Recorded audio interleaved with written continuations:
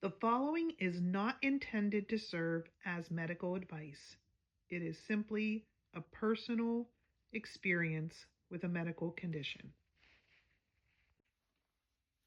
Hi, everybody. We're back. Hello. It's the Ginchy sisters, and we are here with our Ginchy GAB. GAB. That's where we talk and you watch.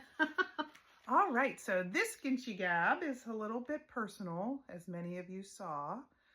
We've been kind of out of the scene, Out of pocket, dealing with some family health issues. So here's what happened. Get ready, hold tight. So Candy's hearing this for the first time as well. Yeah. So my daughter, it's not that I'm trying to keep it a secret, but I'm just going to refer to it because I have multiple daughters. So one of my daughters is in college and sent me a picture 3 or 4 days before she was supposed to get on a flight to go play soccer in Puerto Rico. So she said she had not been feeling well 2 or 3 weeks prior to this, a normal upper respiratory cough. She even was home for a weekend. It didn't seem like anything dramatic. I kept checking on her. She said, I'm feeling better. I'm actually feeling a lot better.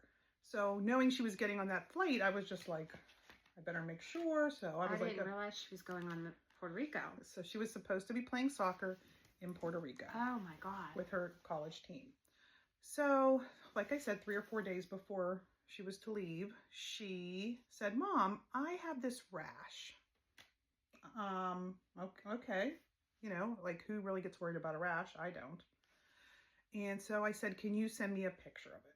So she sent me a picture of it, and it was hard to distinguish what it was in the picture. So I just started asking questions, and I said, like, you know, is it a raised rash? Is it an itchy rash? Is it a flat?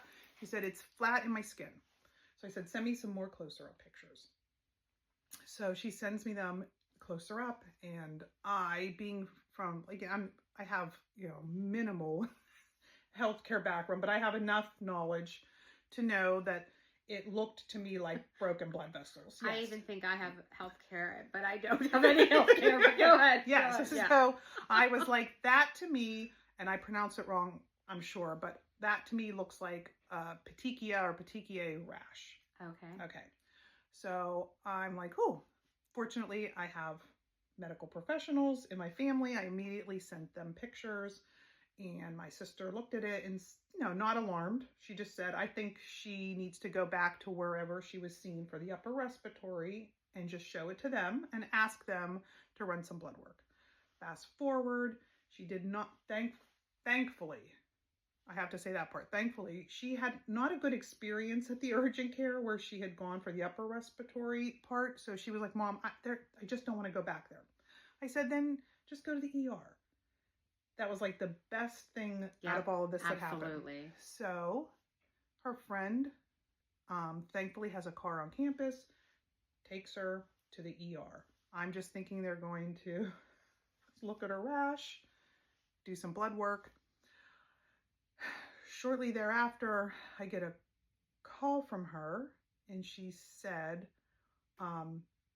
she just started asking me some like medical questions. I can't even remember the details of that. And I said, well, did they take your blood work yet? And she, I just love her so much. She said, I don't know. They were doing something with my IV. So I don't know if that's, I said, whoa, what, you have an IV? And she goes, yeah, they had to put an IV, and she looks like she was FaceTiming me, and she's now in a hospital gown, IV hooked up in a bed. I'm like, okay, sounds like this might be a little bit more than just a visit to the ER. Moving along, I said, can you please ask the doctor to call me, because now I'm getting a little weird. Worried. Yeah, getting a little bit freaked out. So the kind ER doctor gets on FaceTime with me, and he proceeds to tell me that she, okay, to give you a frame of reference, I don't know, this is not medical advice. So if I have these numbers wrong, this is my personal, yes, so this is not medical advice or medical information or any clinical facts, but your platelet count should be somewhere like in the range of like in the hundreds. Let's just say. I don't even know the range. So they proceed to tell me she's at 4. So that was weird. And so I was like, okay, 4. And they said that's like severely low. That's like having barely any at all. So a whole bunch of stuff goes on in the middle. I don't even get into it. My husband and I are like, we're heading down to the ER. Right. At this point, something's not right. They're now talking about admitting her. Like at that, like we were like, okay. So I didn't want her admitted at school. Right. So we had to go down there so that I could, like, even to the point where I was going to discharge her AMA against, just to get her up to where we are. Yes. Yeah. In fact, like they kind of said that might be what you have to do. Mm-hmm. So get down there. They were already working on a bed for her in Pittsburgh. I'm like, what's happening? They're asking me 1,000,001 questions about all like disorders in our family and bleeding disorders and like just clotting, all these different things, and none of which, thankfully, anyone in our family has that we know of. They did mention and ask me, does she have mono, or has she recently had mono? Yeah, okay. I was thinking that. So I didn't know because she's an adult by age, so I don't have her records from the urgent care. I didn't even know if they tested her for that. So they didn't have the results back. Anyway, they told us they found her a bed in Pittsburgh. He said we can transport her by ambulance, or I am okay if you promise me you are literally taking her from this ER to that ER.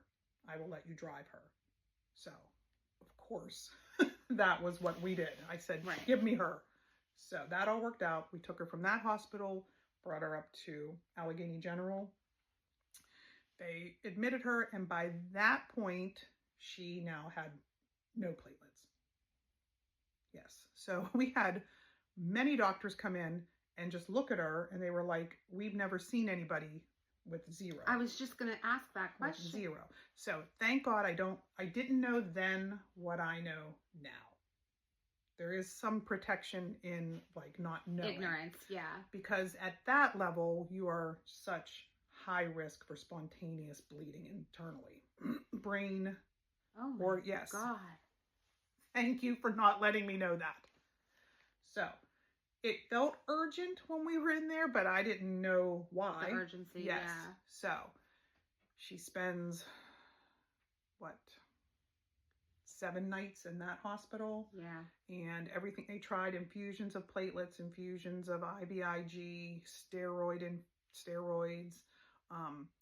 They would get her platelets up, and then as soon as she'd stop the stuff, like her body was just literally fighting them off. As soon as they would infuse her with platelets, her body would fight them off. Oh my God. So it was like attacking itself. They told us if we could get her over 30, I think was the number. Again, don't quote these numbers. That they would let me discharge her and then watch her. So we hit that number. It was a Wednesday. I mean, while we were in there, I think she had 4 CAT scans, an ultrasound, because she had a full retina, eyes dilated thing, because they just wanted to keep making sure, because she was having weird visual things, like floaters. Yeah. Yes. Okay. Yeah. They were just worried that she was bleeding in her brain. Oh my God. Yes. So, and the whole time, she is by far the most fantastic sick patient I have ever been around. And I started to tell you that before we recorded. Yeah. She's amazing. And like just an inspiration to me as far as somebody who's like, stay positive. She's like, basically they'll figure this out. Like, I'm like, okay, I'm riding your wave because I need to. So they got her up to 38 with all this therapy and all this stuff they were doing. So they let us discharge her. We bring her home. We take her to her. Now she's right on that cusp of coming out of a pediatrician to a primary care. Yeah. So I hadn't transitioned her yet. So we take her to her pediatrician doctor, have her checked. She's like, okay, it feels good. Because her spleen was enlarged. Her liver was way out of whack. I mean, it had really attacked a lot of things. And we thought we're smooth sailing. And we come home shortly after that doctor visit. And I'm like, do you feel? She's like, yeah, I feel okay. And I'm like, all right. And she comes to me and she's like, uh-oh. And I'm like, what? Well, here, that rash just all starts coming back.